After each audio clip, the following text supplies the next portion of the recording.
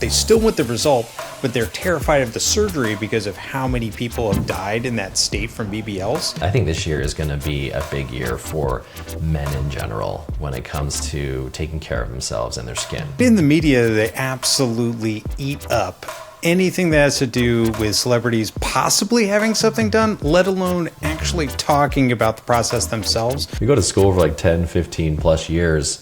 That's the 15 years of like time you're not making money and investing that money and growing that. I think we'll kick this episode off talking about celebrity patients. And I think in your case, I think the easiest one to talk about is Lindsay. So you want to talk about your experience with her, Dancing with the Stars extraordinaire? Yeah, for sure. I mean, first off, she's been very public about her recent surgery with me.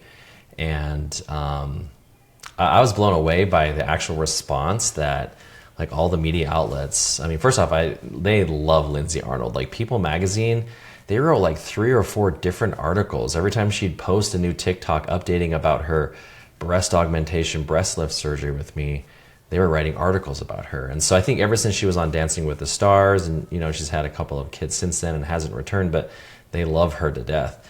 And I've had people sending me articles from like Entertainment Tonight and, you know, Daily Mail, all over the place. But the cool thing is like she has just been so open about why she did it and her whole recovery and just kind of the day-to-day of what it's like to prepare for that surgery, to have a breast lift augmentation, and then to recover from it. And so it's been really cool to see that. You know, she talked about even the Motiva implants that we use for her, the Demi profiles. And it's been really cool to just see people message me, and I'm sure messaging her, just about wanting to know more about breast augmentation surgery. So I love that someone like her, who's very well known, was willing to share about it. Yeah. I mean, in the media, they absolutely eat up anything that has to do with celebrities possibly having something done, let alone actually talking about the process themselves. So I'm not surprised that it's hitting the news cycle constantly every time that she brings it up. So how did you initially connect with her? Did she just call the office, or she DM you? How'd that go down? Yeah, I get a lot of DMs, but it's a lot of times it's through like patients that, you know, it's like a referral through a referral. There's a lot of times how I get a lot of these patients, or just a lot of my patients in general. I mean, some people do slide into my DMs, but yeah, hers was, you know, through other people that we mutually knew. And they don't live too far from where I currently live. You know, Salt Lake's just a small community.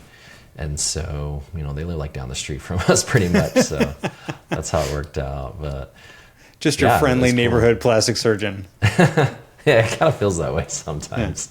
Yeah. So how did that work out for you, seeing her in consultation? I mean, do you have butterflies seeing people like that, or is it such a consistent thing for you nowadays that you just don't get nervous when you're meeting new people for consultations? I do get actually quite a few, and the funny thing is they don't talk about it, right? And so I can't talk about the other celebrities and other people I've worked on unless they're sharing about it. Lindsay's been very open and shared about it and has told everyone that I'm her plastic surgeon, so I can talk about it. But yeah, so I don't know, I don't get butterflies. I think the first time, you know, like someone came in, definitely fanboyed, you know, the whole office, but like we try to stay very professional, yeah, you know, very nice. And you don't stop them in the hallway for a photo? Yeah, I know. I do like to do TikToks with them, though, if they're open for it, you know. Yeah. But again, a lot of times they don't want to share. And that's obviously total HIPAA and privacy. We respect that. But the cool thing is, yeah, if they're willing to talk about it and share their journey, I mean, you know, I think a lot of people are like, oh, they're celebrities, so they're coming to you and you're doing it for free. And I've never done that, just for the record. I think we talked about this on a previous podcast. You know, but people that are willing to share and talk about it's because they're happy. Like, I don't ever make anybody sign anything like, oh, you have to share this and I'll give you a free surgery. Like, that's just not how we operate our practice. And so everyone that shares, they want to talk about it. And so I do think as well, for a lot of, not even just celebrities, but like influencers, you know, it gives them an opportunity to have a soapbox for a little bit, or even just kind of share a new journey for them, right? And it's more content for them as an influencer, and it draws a lot of people, whether it's good or bad attention. Definitely gets the engagement up anytime they talk about plastic surgery, like you mentioned, right? Like even the news, they eat it up. Yeah. Well, it's good content. Yeah. I mean, especially for them, if it's something new for them and they can document the entire journey from start to finish. I mean, if it ends great, awesome. But you also do see a lot of these journeys where people don't have a great outcome and they almost seem to get more out of it content wise, especially for people who've had, massive weight loss journey. They've lost all the weight. Like, what are we going to do next? And then they do their plastic surgery journey. And if it doesn't go awesome for them, they seem to drag it on for like months to years while they're getting things fixed up. And I guess that part of that is to continue to produce some of that content.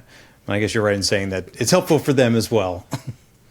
Yeah, I mean, it is a little scary, right? I mean, it's kind of double-edged sword. Like, if they have a good experience, surgery goes well, which most time it does, but if it doesn't, if there's a complication, which we know can happen in plastic surgery, regardless of the surgeon, the patient, the situation, that could go south for you, your reputation. So definitely every time I'm, working with a patient who maybe is a little more high profile like this or in the public, yeah, you gotta be, we're always on our A game, regardless of if they have one follower or a million, But yeah, I mean, everyone has a voice and everybody, I think, deserves to be heard. And as, physicians, we always listen to them and what their needs and their goals are. And if it's not achievable, I've had some celebrities come in and just want stuff that I did not see eye to eye with, or I feel like I couldn't deliver that safely. And I declined to do the surgery. And I've had that a few times too. It's just, to me, not worth what could happen if I can't meet that expectation, which I just didn't think was reasonable, Yeah, well, especially if somebody has a really large following, if you don't want to put yourself in a situation where you're not going to meet their expectations, because then they will share that very publicly, which could be very damaging to you, especially in these situations that you talked about. We're set by HIPAA to not talk about things in a public forum. So unless other people kind of give us a release to do so, it's a little hard to defend yourself.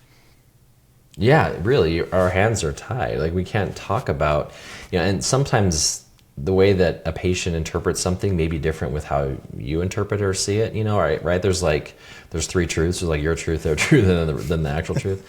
And so, but people are going to listen to the patient's truth a lot of time, and we're not allowed to say anything, and we have to respect that. But it does make it really hard, for sure. Yeah. Now, on some of the social media content that she had, she talked about how she let you decide the final sizing for her. Did she give you like a range to work within, or was she just like carte blanche, do whatever you... No, I always have a 3 implant size range for patients. So what we do is I do, probably like you, base width, base measurement planning. And so if someone's width is 12 centimeters, we'll find the size that they want, the profile they want, what fits their chest, and then we go up a size, down a size. So we always have a 3 size range. So for example, hers was like a 265, 285, and then like a 245. And then I always start with the smaller size, and then we work our way up, but I always say we're never gonna go out of our range. So it's a predetermined range that the patient has agreed upon. I actually we have them sign what's called the surgical acceptance form. It's not a contract or anything, but essentially it lists every single thing that we are planning on doing in that surgery. And they've already done the consent forms, but this just bullet point says, okay, we're doing a breast lift, we're doing a subfascial augmentation, we're doing internal bra, and then we're doing this motif implant, demi profile, and there's 3 sizes, and they sign off on that. And so that's how we pick. And I start with the smallest, and I kind of work my way up. If it feels like it's going to be too big, too wide, or whatever, we kind of stop in the middle. So for her, we did 265. Yeah. And the sizes you're picking, I'm assuming, is that all within the same profile, or are you picking ones that are different profiles as well? It's usually the same profile. Now, so rarely there's some patients who are like borderline, like given their measurements, we're like, okay, they're like, well, I maybe want a 210 or I maybe want a 240. And a 210 in, let's say, a moderate might be a little too narrow, look a little funny. So sometimes we'll say, okay, well, if you want to actually go to the 210 and that fits you, we may have to go down a profile to like a low plus to fit your frame, right? So it's like this kind of balancing, because I think there's certain kind of volumes that are like on the cusp that you could go either way. And so we talk about that ahead of time, and then we'll plan and say, okay, if it looks like we're going to do the 210, we're going to go with the low plus. If we're going to do the 240, we're going to do the moderate. So it can be different profiles, but again, it's only going to be 3 sizes. We're not picking a bunch of volumes. Yeah. How do you do it? You don't bring an entire truckload in. No, I can't. No. I mean, we have all the consignments, so we have all the implants, but yeah, we just bring the ones in the OR that we're going to use. I feel like the ones that end up being the most difficult by a hugely wide margin is that somebody comes from another place or another country and they have literally no idea what implant they have. And nowadays they're coming out with ones that have RFID and things that you can figure out what that implant is, but you can like pinch it, be like, this is probably 400, but sometimes it turns out to be a 550 and sometimes it turns out to be a 275, based on how thick their scar tissue is. And then you have to have a very wide array of implants to find something that's going to work. And in those situations, I tell people like, I'm doing my best with what I've got, but those are the toughest. I mean, how do you deal with those with the totally unknown implant? Yeah, so because I get a lot of patients from out of town too, like you're saying, so I don't see them a lot of times in person at the console. I do have people fly in for consultation, then come back for surgery. But for the ones that are virtual and they don't know, or they are local, they don't know, I always say, look, you got to try and find the card, because I can't order every implant under the sun. I mean, like I said, we have them all, but luckily we have a consignment, which means we just have a whole storage room of all the brands and all the sizes. But still, I mean, we could be missing a size, and then you don't want to be stuck. So if a patient's from out of town, I always meet them in person the day before at least. I always see a patient in person because we get the measurements, we get the photos, and then we do try to engage and say, okay, let's guess. A lot of times the patient's like, oh, I think I have 350. No, it's going to be like 450, 500, right? Like it's always like 100 cc's more than they say. It's never smaller, I'm going to be honest. But with saline implants, what I actually do, if we have no clue, I'll actually drain them a couple weeks before surgery in clinic, and we'll get an exact volume. Because sometimes patients are like, well, I want to downsize or I want to upsize. And if we don't know where you're at, it's really hard to prepare. Like I said, if you could be at 250, you could be at 500, and that's a huge range difference. And if you're trying to downsize from a 500 down, that's a big change. So we'll drain them in clinic, and then you can measure the exact volume that was in the saline implant. Can't really do that with silicone, unfortunately. But yeah, don't jab a silicone implant in clinic. No. And be 100% sure that it's saline when you go in. Yeah, for sure. I mean, definitely if you can we'll always ultrasound if they don't know. We'll ultrasound anyway because we see where we're poking. But definitely don't just go poking without knowing. And the other issue is coming across the super old school dual lumen where it's silicone and saline together, sometimes saline on the outside, sometimes silicone on the outside. And sometimes you get fooled because someone will tell you that they had a rupture and that their breast implant got smaller, where you're thinking that it's saline, and then you feel and you're like, there's still something else in there. And it turns out that they had both together, which is not something we do anymore, and for good reason, because they have a super high failure rate, but it can trick you as well in thinking that they have a saline when they actually have a silicone. So getting back to Lindsay, as far as kind of aftercare, I feel like there's certain patients you feel beholden to like things that they want to do. It feels like it's easy to get yourself forced out of what your kind of comfort zone is, because you're like, this is what I do for every single patient. But there's certain patients where you like feel this like pressure to like get them back a little bit sooner. I mean, do you make any concessions as far as the aftercare is concerned for specific patients? Or you're like, this is the paperwork, stick to the plan. It's a good plan. Honestly, I stick to it because I feel like, I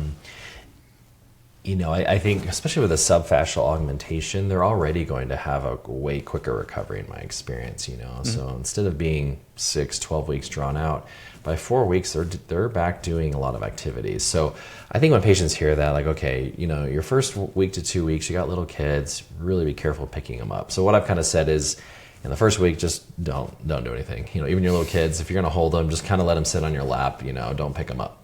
The second week, I say, yeah, you can start gently picking them up, but be really careful and use your knee, things like that. 4 weeks, I say, look, first 4 weeks, I don't recommend any cardio in that first 4 weeks. I don't want to get your blood pressure up, cause bleeding potentially.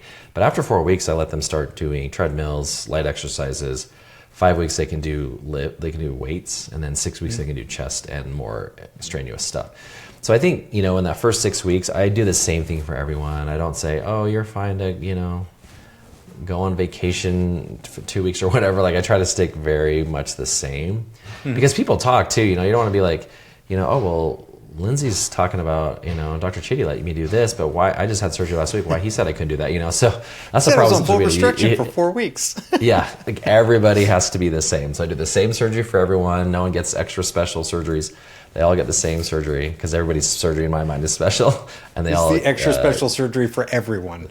Yeah, exactly.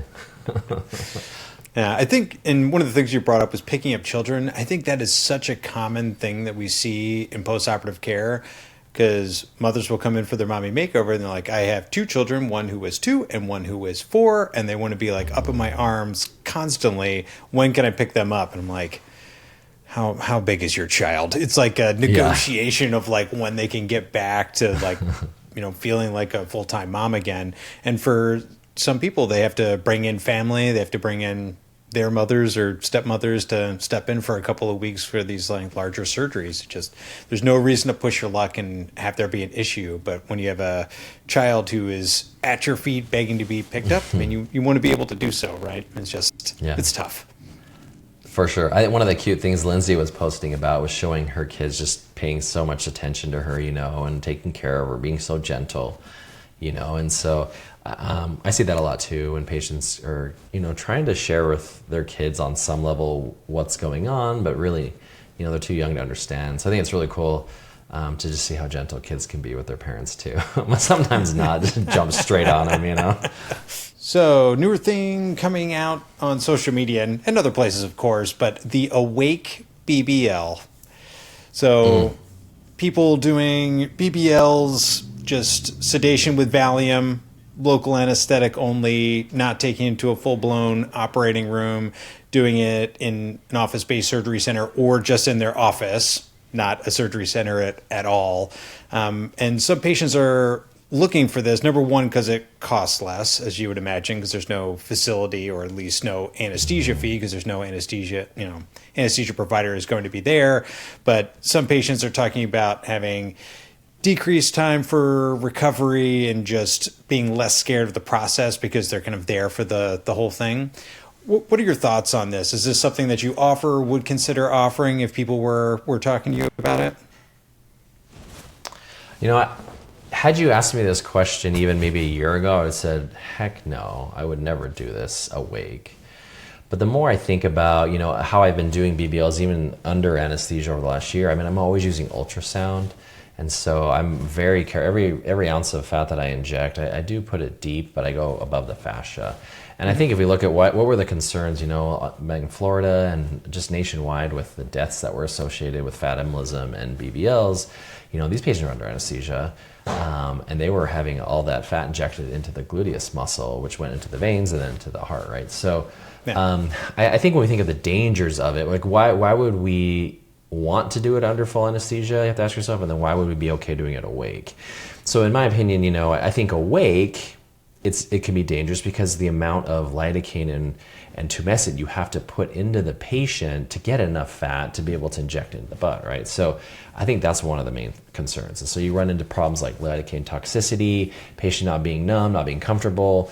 You can sedate them, but that doesn't mean that they're not getting lidocaine overload, right? And then secondly is if you're doing it awake, are you putting it in the right layers of tissue? Now, if you can make sure you don't give them too much lidocaine and they're comfortable, and you can put it in a layer of the butt that they tolerate and it's not in the muscle, that's why I would say I may do it actually. Again, it depends on volume. I probably wouldn't do high volume BBLs, but I could see where there are scenarios now where patients are doing it awake, but in a controlled environment.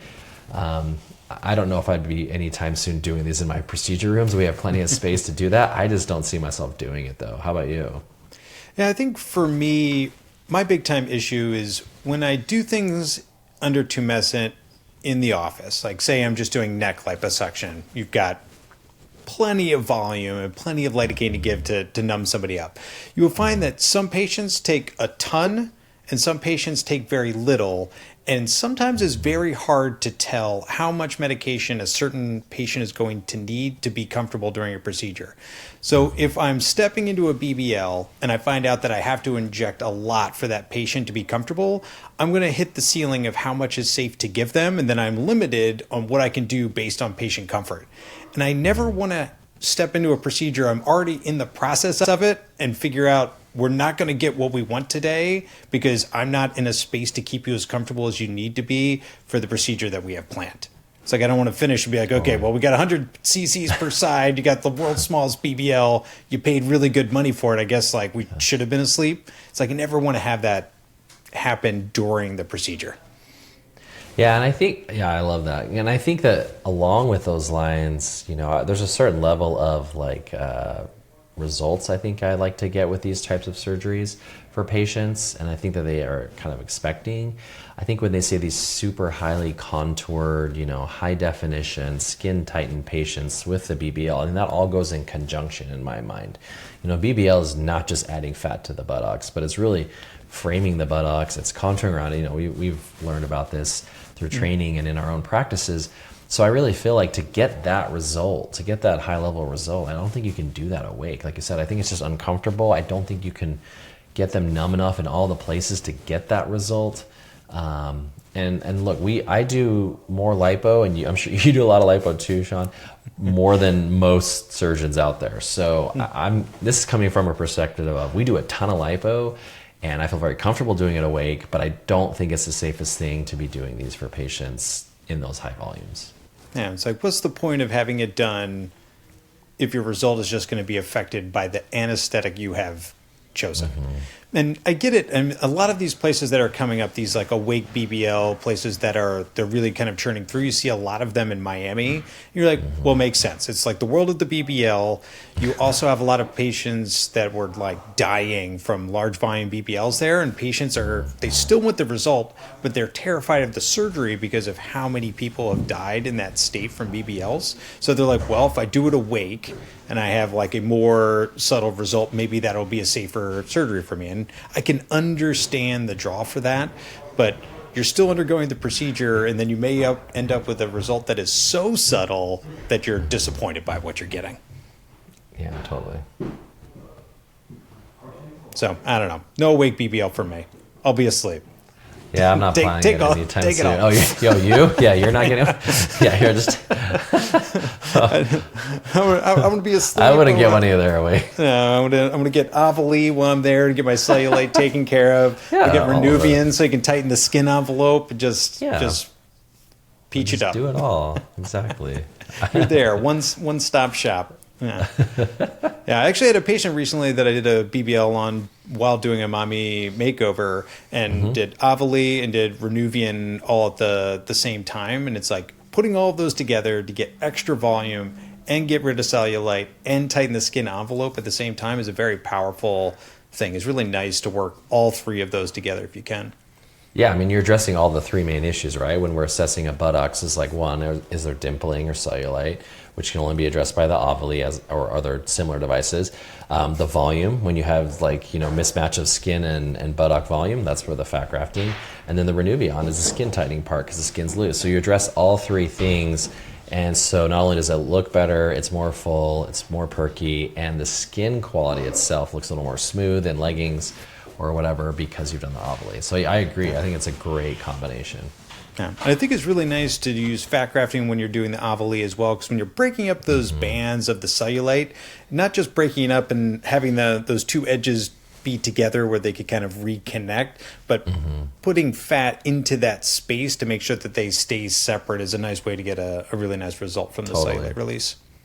Yeah, anytime I do Avali, I try to do that as well. I think it's a really good practice in my mind. So I think one of the things that you should be really careful about if you're going to have an awake BBL, one of the reasons that someone may offer this is because they can't do their surgery in a surgery center, right? It's like they may not be a plastic surgeon, they may not be a cosmetic surgeon, they may be a nobody surgeon and they're just working out of their office. So if this is something that you're really, really interested in, for the love of God, make sure that you vet the provider. It's a slippery slope. I knew a physician who was a family practice or something primary care. Back when I was doing a lot of more laser liposuctioning, I would talk for this company about the device. It was like an all-in-one fat grafting laser liposuction device. And their whole push was to push this into the office setting to do liposuction. Not necessarily BBLs, but taking out fat while patients are awake, putting it back in, because they were directing these devices at non-plastic surgeons. So people who didn't have privileges in a surgery center, because they're not surgeons, plastic surgeons, to do the surgery. So I would go and speak on this, and this one particular primary care physician, not in my state, somewhere else, was starting to do liposuction, had trained doing something completely different, but decided to start learning liposuction, started doing more and more liposuction, started doing BBLs awake in office, would post all about it. And then eventually one day was like, hey, can I come watch you do breast augmentations? I want to do them like a subglandular awake. I'm like, no. I'm going to pass Slippery on that. slope. Yeah, I am not teaching you. You did not go to plastic surgery school. You went to a primary care school, which is great, but you're not a plastic surgeon. And I'm not putting other people in danger who I have no say over because you want to extend your practice into doing plastic surgery, And so I just felt that was super inappropriate, and it's unsafe for patients. I should not be doing that with a non-board certified plastic surgeon, especially in an office setting. Yeah. It's like when patients come in and they're like, I need to get my blood pressure under control. Can you tell me what medications I should change? I'm like, absolutely not. I mean, it's like I learned it in medical school, but I'm like well behind the times. I'm not sharing my thoughts on what we should do for your blood pressure control. You're going to need to call your primary care to get that settled in before we can move forward. It's just totally stay in your own lane. Yeah, I mean, it's for the safety of patients, Yeah. Come on. Well, I get it. I mean, it's an attractive lane. They're like, well, I'm going to be a cosmetic surgeon. I'm going to make more money than I am going to as a primary care. But it's like, if you're going to do it, maybe you should go back to residency or do something else to at least get you the training that you would require for that. I saw a very interesting statistic today, and it's on the White Coat Investor as a tweet that they had put out there. And I'm just paraphrasing and requoting it. What they said was they surveyed physicians, so surgeon or non-surgeon, over 60, and they asked them what their net worth was. So they'd been in practice for 30 plus years, these doctors, and 25% of those physicians were worth less than $1 million. And another 12% were worth less than $500,000. This is after having a 30-year career in medicine. Yeah. That their net worth wasn't even $1 million. And that, that's really sad to me. And I can see why, and I'm not justifying it, right? But I can see why, like you talk about the attractiveness of our specialty, it's a cash pay system. We're not dealing with insurances. It's much higher volume. It's not really related to insurance stuff. I mean, it can be, you can do both, very dynamic. But, and you're looking at trying to get reimbursements in other specialties, and they look at this like, oh my gosh, like, why can't I just do that? And so I think that's why it's so attractive, like you said. And you can have a med spa, you can do injections. There's so many things you can do in aesthetics, that surround plastic surgery. And then you have people who are, their net worth is low because of probably debt. Think about like our opportunity cost lost, right? We go to school for like 10, 15 plus years.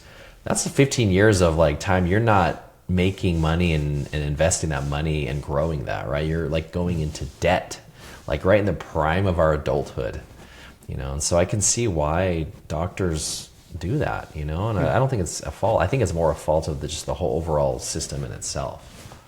Yeah. I mean, for us, I got my first job when I was 37, right? And I think about my friends who left college at 21, got a job. They had 16 years to work their way up the ladder, save for retirement. And then when you get out at 37, you're like, all right, now I got to pay back all the loans, right? It's not like you just start making a ton of money and money's like raining from the sky. It's like money's not coming in because you're trying to build your practice and you have a ton of loans that you also have to pay off. It's like you would hope, and for all of us, it's like, you work towards certain goals. It's like you hope to reverse that process, but it's pretty ugly out of the gate. You're like, I went to school for 1 million years and now I'm just like buried in debt. It takes time to dig your way out. So I could certainly imagine for people who are working in underpaid specialties like pediatrics, primary care, family medicine, those things out there, it's like they come out with the same bills that we had, right? It's like they got the same bills, just it's harder to pay it back.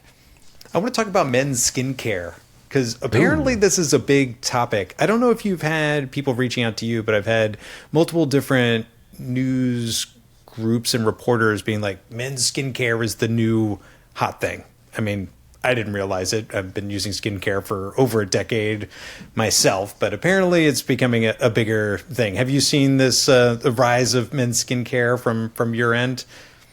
Yeah, definitely. I think rise in, medical grade men's skincare along the lines with injectables, laser resurfacing, microneedling, and then to hair transplantation, right? All of this kind of this men's health, this men's wellness and men's skincare, it's all related. And it's definitely, I've seen it. I think this year is going to be a big year for men in general when it comes to taking care of themselves and their skin. I think, both you and I, probably the majority of our practices on the elective side are women. I think over 90% of my patients are women. Most of them are moms, have several kids. And, again, they've sacrificed their bodies for years to raise their children, to breastfeed, and they're just destroyed, And so this is more reconstructive for women than ever. But at the same time, a lot of times there's a spouse who is in the background, who is supporting them, who's not saying anything, and they have their own insecurities, they have their own areas, whether it's their receding hairline, their bald spot on the top of their head, or even just their skin quality, their wrinkles, their eyelids, whatever it is. Like guys, they just don't want to talk about it. I did a hair consultation the other day for a virtual consult with a gentleman, and he went and hid in his car. He was at work. He came for his appointment. He hid in his car. We did the virtual because he didn't want anybody at work to know, but wow. You could tell when we started the conversation, he just felt very uncomfortable. And I would say, hey, look, like this is something I want to do too. I'm going to be posting about my journey because I just know that guys don't want to talk about it, and I'm willing to talk about it. Just like I did with my liposuction, I will share this, because I feel like it's so important for guys to know that other guys are doing it. And we just don't, it's like Fight Club. We don't talk about it, right?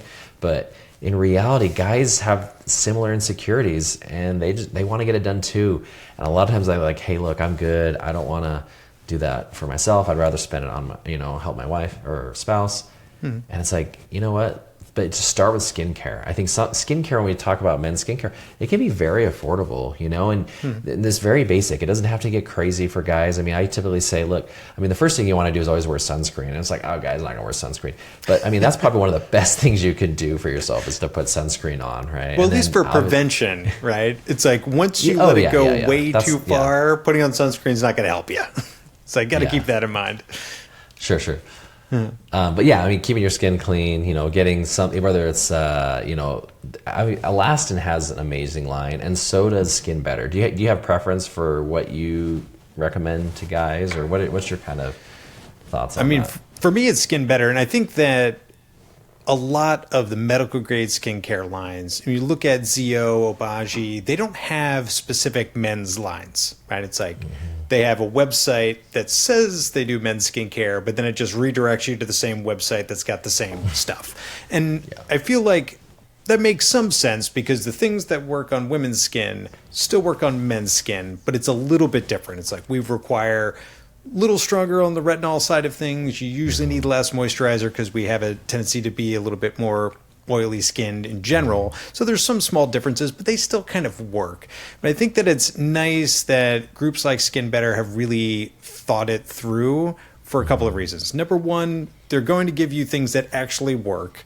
And they're coming out with lines where things are combined, because every guy who sees his wife, hair back, we got the hair back, it's 14 steps. Yes. They've got rollers, they're spritzing things on there. It is out of control. It goes to the point of like, it's more of a self-care routine than a skincare routine.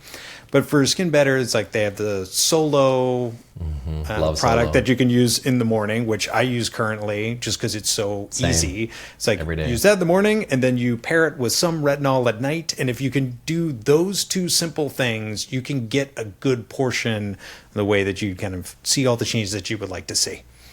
But it's nice to see that they're actually putting out like men's specific products, thinking about what a man is willing to do, right? It's not going to be 14 things. It's probably going to be 2 or 3, but at least jam as many kind of useful products together as you can. Yeah, for sure. My personal thing right now, what I do is I do a facial cleanser. I actually like Zios. They have like one for oily skin. I love it. It has little blue beads in it. Smells really good. Feels good. It feels like it exfoliates. I love TNS. Skin Medica's TNS is one of my favorite things. Elastin has HA immerse, so it's like the hyaluronic acid, but it just moisturizes my skin. In Utah, it's dry, so I do need a little bit of moisturizer here. And Solo, I love, like, those are like my favorite things. And at the end, sunscreen. So I really think, like, even if you're doing 4 things, including the face wash, like, that's pretty easy. But at the end of the day, if you're like, hey, screw it, I just want to throw one thing on, yeah, throw that Solo on, you're good to go. Good to go for the day. And I think one of the things to note is, you know, for guys like you and I, it's like, how long have you been doing skincare for? Oh, probably 3 years, pretty much since we opened our spa in 22, yeah.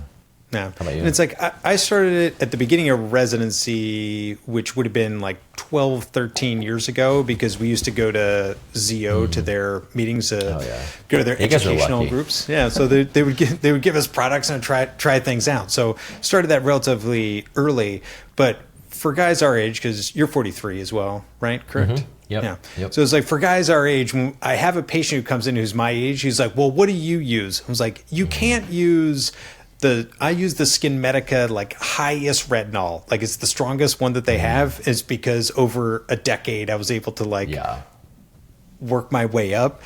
If somebody tries to use that product who's never used one before, it's like their entire face will shed off like a snake. It's like, people are not ready for that. And you hear it so commonly that people say, they're like, well, I can't use retinol because I'm allergic to it, because I put it on and it made my skin red and irritated. I mean, like, that's what retinol does. That is what it does. That is its job, to turn your skin over. You got to use it once a week and then twice a week and kind of work your way up. But, you know, you do these products and you can work your way up over time until you're kind of maxed out. Now I'm on weapons grade skincare, but somebody who comes in can't just start using that product. You have to start somewhere else. The thing that I've found particularly annoying, and I don't know if you were also targeted with these ads on Instagram, I am just absolutely bombarded with ads from Caldera Labs. Have you seen these? No. Maybe it's just me. It's a men. It's a men's skincare brand, and I'm assuming it's like, I'm within their ad algorithm. It's like, man in your 40s who looks at stuff that has to do with aesthetics. So they're like, we're gonna get this guy. So I see these ads absolutely all the time. Anytime I'm on Instagram, I can't be on for more than like 5 minutes of scrolling without seeing Caldera Labs. And their whole thing, it is a very catchy ad, because they have a guy who's obviously a little older, right? He looks rugged. He's got like a 5 o'clock shadow and some white in the hair, but he still looks good. He's pretty muscular for, an older guy. But he's saying that, hey, I feel older and I started wanted to use skincare, and it's like, Caldera Labs, the only like male only skincare brand. I was like, well, that's great, right? It's nice that some of these brands now have male specific ones, and these are like, we only do male specific ones. So float online just to like see what they have to offer, see if I should be pushing any of my male patients that way. Skincare hasn't changed a ton, right, over the last decade. It's like, we get new products here and there, but we know the things that really work. It's like retinol, hyaluronic acid, vitamin C. I mean, it's like, there's no... Every company has some version of all of those things. It just depends on what the packaging looks like and what it smells like is really what it comes down to. So going on their website, I was absolutely steamed to see that basically they don't use anything that we know works, right? It's just all of these unusual kind of natural ingredients that they've like put together. So it all looks like very fancy moisturizer. That just drives me bananas. It's not rocket science. It's like, just give us packaging that's ugly and make it a little bit cheaper, and guys would be down for it. But it could be the same 5 products that we've been getting for the last decade. I don't know why they decided to go that route, but infuriating for me. Yeah, I'll keep an eye. It's probably gonna pop up on my Instagram now. It is taking the world by storm, it seems. PDRN. Now, are you familiar with all the salmon sperm facials? Do you know what I'm talking about? I've seen it. I have not done it, but I've seen it. This sounds like it's the new thing. Yes, it's all the rage, even though it's not new. It's been around for a while, but it's becoming new to America. It was originally kind of brought out through South Korean skincare, and it kind of came out of this wound care, regenerative medicine, which is kind of all the rage nowadays when people are talking more kind of about longevity. But it's something that piqued my interest because I had absolutely a zillion questions when I started hearing about this. I'm like, why is it from salmon? What is it supposedly doing? How could it possibly work? Because I am super skeptical, right? When somebody's like, oh, there's this new thing that's coming out, it's going to make your skin amazing. I'm like, I bet you that's BS. That's like the first thing I think about every time. And then it has to be proven to me over time for it to truly be a thing. How much do you know about this process at all? It was all new to me. It's like I had to do a bunch of research. Yeah, I've only seen TikToks on it. I haven't even looked into it. I just haven't thought about offering it at all, but curious to see what happens with the trends here in the US. It's injected, right? I think what I've seen is tiny little injections of it. Yeah, so can't be in the US. No injections, not allowed. Okay, the ones I saw were injected, so it's probably in Asia or something. Yeah, so all this came out of South Korea, allegedly, at least what I saw online. But in many different countries, it is injected. In the U.S., it is topical only. So PDRN, for our patients who haven't seen these or our listeners who haven't seen these on TikTok or Instagram, PDRN is polydeoxyribonucleotides, which is a super fancy way of saying fragmented DNA. That's all it is. And when I initially heard about this, because the colloquial terms people talk about salmon sperm facials or salmon DNA facials, you're like, okay, well, it's clearly from salmon. And my initial thought was maybe it's all the other stuff that's in sperm that makes it so moisturizing, but they actually destroy everything else. It's truly the DNA from a salmon. Now, when you hear about this online, people were like, well, why do you use salmon? That didn't make sense to me at first. I had to do a lot of Googling and a couple of very questionable YouTube videos later. The reason why salmon is that salmon sperm is easy to come by and it's clean, which are two things that are important. Because when the companies that are producing these are talking about them, they say, well, salmon sperm is 95% like a human. That's why we use it. I'm like, well, that doesn't make any sense. I mean, that's true, right? But there's also a zillion other animals that are closer to us than salmon. It's just because it's easy to come by. And when you see people and they're using farm salmon, they're literally milking salmon to get the sperm. You can pick up a male salmon and you literally squeeze them and sperms come shooting out. That's why it's easier for them to get than milking a bull, I suppose, would be the other way to go. Yeah, we want to get kicked. And it's the DNA fragments that are supposed to be the reason why the whole thing works. And there's kind of a couple of different ways in which they think it works. Number one, it gives you all the things that you need for DNA. You're like, well, if you're producing DNA yourself, you've got all of the building blocks because you have everything that's already broken down. They also think that it's activating these repair pathways because your body is thinking that cells have died and spilled their DNA into the area, and your body's actually turning on these kind of repair pathways to rejuvenate the skin, which is why it is helpful for regenerative medicine, why it's helpful for wounds. But it's all from these little fragments of DNA. But when they talk about the humane collection of salmon sperm, it's literally people who are milking what they refer to as milt. Is it milt? When you look at it online, there's a shocking number of people who say that it's a very effective treatment. I guess we'll see. We will smell. We Does will it smell find like out. salmon? Does it smell fishy? Yeah, well, I want a fish face. Yeah, well, I was kind of concerned when I first heard about it. I was when people talk about salmon DNA facials. Do they think that gene therapy works so easily that you could just rub it on your face and get something in there? But it's it's not that. It's literally the broken down chunks of DNA from the heating process. They truly denature it. But I'm who decided to do that? Right? It's the first person to eat a lobster. They're Well, you know what I'm going to do? I'm going to milk a male salmon, heat it up, and rub it on my face to see if it works. I mean, I'd rather do fish, salmon. I don't care sperm. Just no human sperm on me, okay? Like I don't want. If they are just looking, keep it 95% similar. It's like you don't want to go 100%. I mean, No, it would be cheaper, right? It's like homebrew method. I mean, PRF, PRP, we get it from ourselves. So Yeah, I mean, let's not do PDRN from ourselves. It's self-PDRN. Very concerning.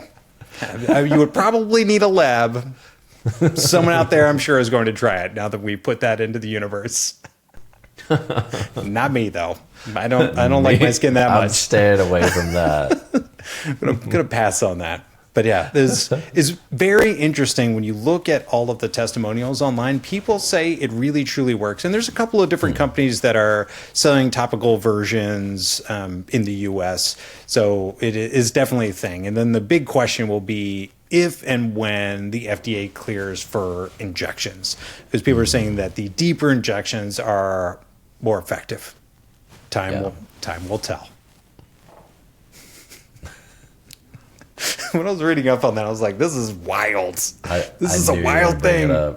Somebody, I mean, when you read all these things, when people are talking about, well, it's they're raised and it's collected humanely, I'm like, how? I guess it sounds humane. It's people get wild ideas, and sometimes they work. That's the thing. We've always been in front of screens, right? It's like we spend a ton of time, even in my childhood, being in front of a TV. But you never saw yourself that often. It's like until COVID, when you're staring at one box out of the 4 people who are there, you're like, well, that's me. And, we've all got a little cockatoo in us and want to look at ourselves to see how we're looking. And I think that with that, and with filming ourselves for TikTok and Instagram and everybody else seeing so much more content with themselves in it, it is really easy to pick yourself apart and decide that you want to, something that you don't like, be it eyelids, your lips, skincare, jawline, whatever it may be. But I think that this is something that continues to show a significant increase in people starting treatments earlier. And now we're seeing more surgical instead of non-surgical treatments for younger clients. Is that something that you feel like you've seen in your practice?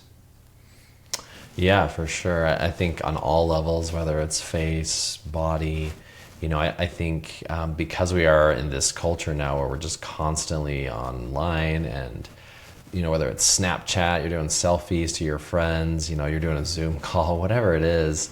Like you said, I really think it does affect our psyche. And there's studies that show this specifically, especially in teenagers, and so it's hard. I think especially, it's becoming ingrained in our children. And I see it in my kids too, at school, and they're teenagers, they're in junior high. And there's just this kind of unspoken, but also outright spoken thing. Like you just, got to try and keep up with your friends. And unfortunately, a lot of that has to do with the way you're presenting yourself or how you view yourself. And so it's sad in some ways, but in some ways too, I think that people are noticing things that bother them. Maybe always have, but now they're just really noticing it because they see it all the time, like I said, on Zoom. And so, like I said, I think like eyelids, like I'm doing a ton more eyelid surgery now, mostly upper eyelids, because people are noticing that they have just the drooping upper eyelid, or they look tired, they feel tired because it feels heavy on them. Actually, my wife has been wanting a blepharoplasty for years, and we finally did it as a date night a couple of weeks ago. We had our medical assistants stayed and our office manager, and we did it within an hour. She did great. She said it was less painful than microneedling. But yeah, blepharoplasty, is definitely something that people are like, hey, this is a short downtime for most people.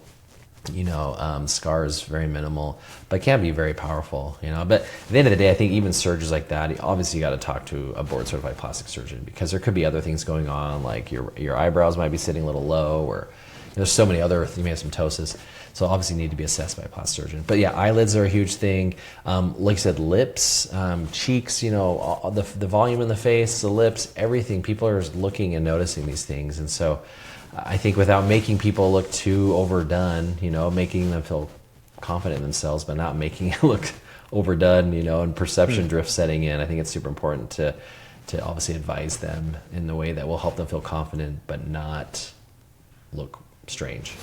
Yeah. Well, it's certainly a double-edged sword, right? You don't want people who have basically no issue coming in constantly because they want things touched up. And that's when you're talking about perception drift and they start, people get too much filler, start to look odd because they're just used to that overdone look. What we also don't want is we don't want people to wait so long that by the time they come in to have something done, it's like a major reconstructive procedure. And I had a gentleman come in. He was probably in his early 50s recently. And he was like, my lower eyelids have driven me crazy for 10 to 15 years. Right? And it's like, if he had dealt with it relatively early, maybe a CO2 laser or just a little skin pinch would have been enough, or a little fat grafting, a small tweak that would have been an easy recovery. But for him, large bags, we were going to have to take fat out. He had a ton of laxity in his lower eyelid, so I was going to have to tighten up the lower eyelid, take out extra skin, put fat back. It just becomes this truly massive undertaking. So if he had dealt with it earlier, it's like it would have been a relatively easy tweak, and now it's so incredibly difficult. But it's tough for us when you have somebody comes in who has, they say they have an issue and they have a concern. It's like you want to help them, right? That is why we are here. But it's also tough to tell people no when they come in, want something, you're like, I don't think we do that. I think that's a terrible idea, right? And they'll probably end up somewhere else, but it also makes people angry. It's like you don't want to make people angry. You want people to be happy with the connection that you've given them. It's tough sometimes. But with social media, with time on Zoom, maybe seeing these things earlier, maybe it is drawing people in, but if it's something that we can deal with, when it's something small with lower risk, easier recovery, something that's minimally or non-invasive, it's really nice for patients to be able to skip, larger procedures when you're waiting it out for a decade or a half before you truly think it's like a disaster and have to deal with it at time. It's tougher to reverse the clock than it is for little tweaks through time. Well, I think you bring up a good point, because you hear people talking about celebrities all the time, right? They start doing these facelifts like early on, and they're doing them like every 10 years, probably even starting in their late 30s, maybe even early 40s. And we're seeing that more and more now too, where younger people are getting facelifts and whatnot. And I think that you see that where they've kind of done maintenance. It's not a huge facelift, but they're doing probably smaller procedures, but they're able to maintain a really nice look over time.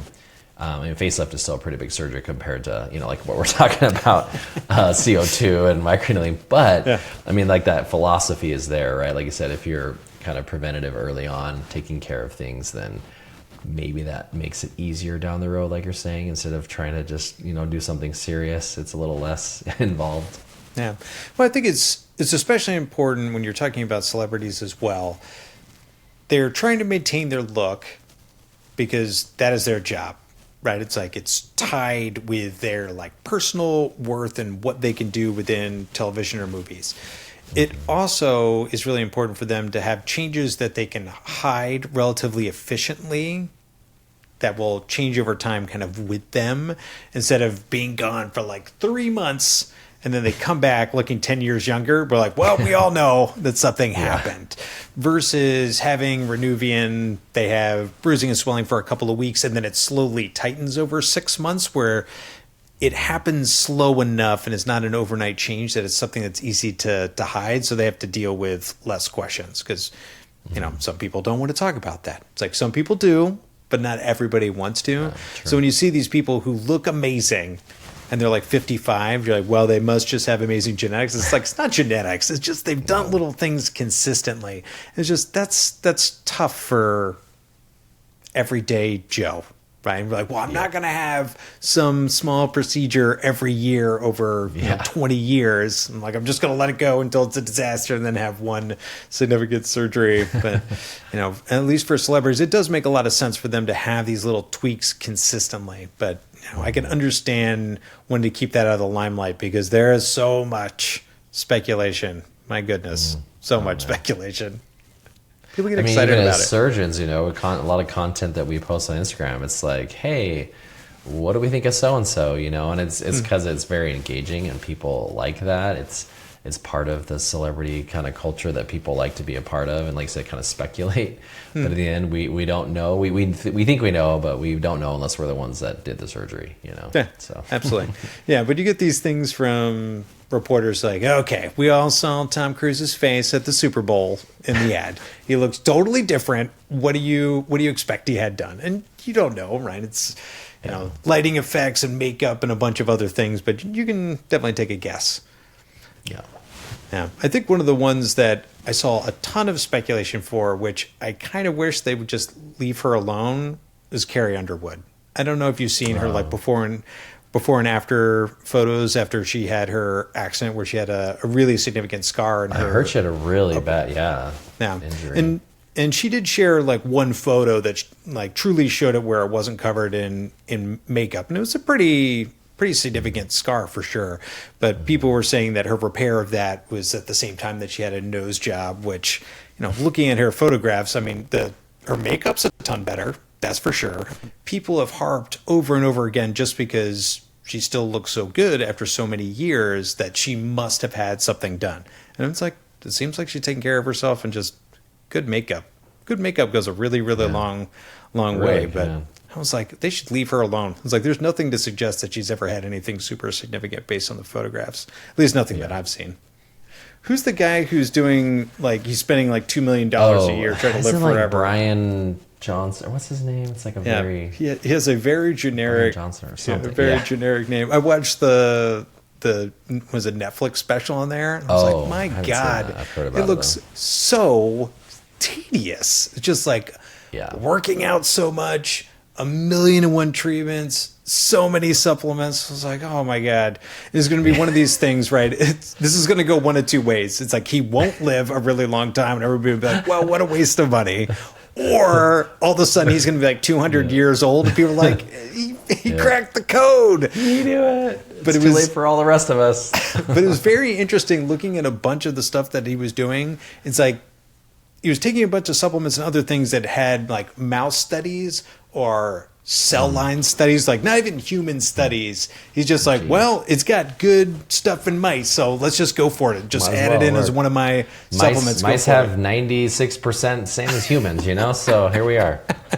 Well, the problem is it's not a good controlled experiment, right? It's like, as a scientist, I'm like, well, we have to have two of them, and one's got to have this supplement, one's not. He's like, he's doing 100 million things at the same time, so if he does live forever, people are like, I don't even know what did it. It's a full day worth of effort for him just to try to live forever. I was like, that seems wild.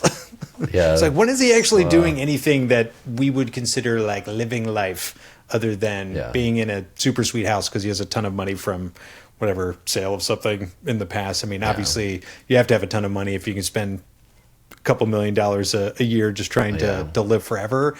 But it is truly impressive how many things he's doing, and the fact that some of it has really good data. I mean, we have really good data for certain things, and some of it is just a pipe dream, things he's trying, but we'll never know. It's like he'll be 250 years old, and then no one will be able to replicate it because we're like, well, who's got $2 million a year to throw at trying to live forever? I don't know. We'll never figure it out. It's interesting though. He just decided to take it upon himself, just self-experiment. And either he will live a normal lifespan and we'll all call him nuts, or he'll live forever and joke will be on us. I guess we'll see.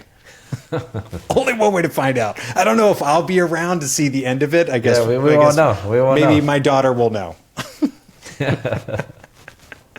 That's amazing. That ends another episode of Plastic Surgery A Cut Above. Follow us on our socials. Find us on YouTube. You can also find us on iHeartRadio, Spotify, or Apple Podcasts. We are everywhere.